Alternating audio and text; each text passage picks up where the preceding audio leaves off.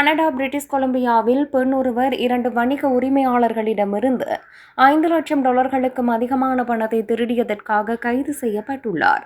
குறித்த பெண் அவர்களிடம் தொழில்முறை கணக்காளர் போல் நடித்து வேலைக்கு சேர்ந்து நிறுவனத்தின் கிரெடிட் கார்டுகள், போலி காசோலைகள் மற்றும் போலி செலவுகளை பயன்படுத்தி பணத்தை திருடியுள்ளார்.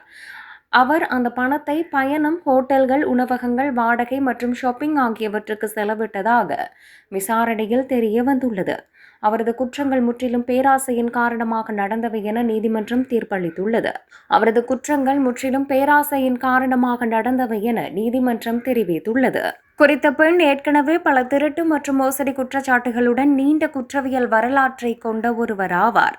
அவர் ஆல்பர்டாவிற்கு 2 முறை தப்பிச் சென்று தண்டனையை தவிர்க்க முயன்றதாகவும் நீதிமன்றம் தெரிவித்துள்ளது.